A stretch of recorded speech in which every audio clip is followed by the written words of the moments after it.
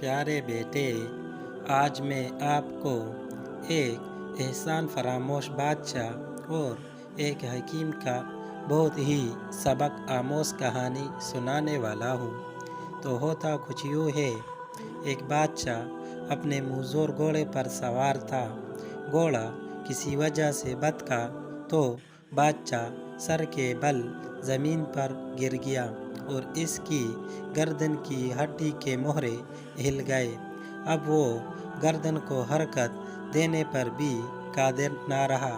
شاہی طبیبوں نے اپنی طرف سے سر توڑ کوششیں کی مگر وہ بادشاہ کا علاج نہ کر سکے۔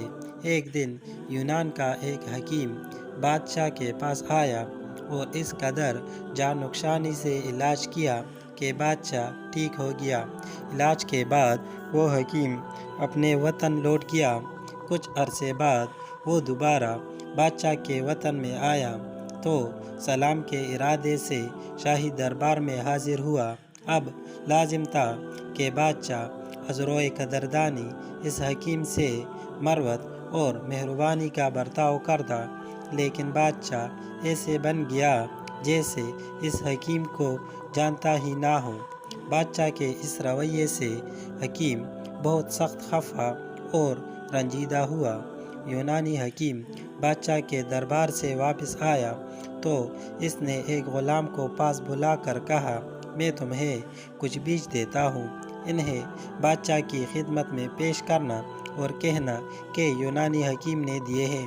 انہیں دہکتے انگاروں پر ڈال کر ان کی دونی لی جائے تو بہت فائدہ ہوتا ہے، اس سے بادشاہ کی عمر بھی لمبی ہوگی۔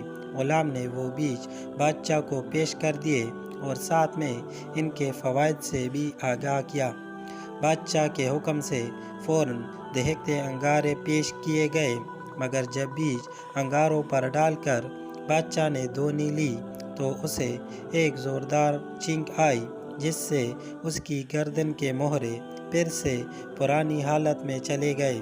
بادشاہ بہت چیخا چلایا، سپاہی دوڑائے کہ حکیم کو گرفتار کر کے لے آؤ۔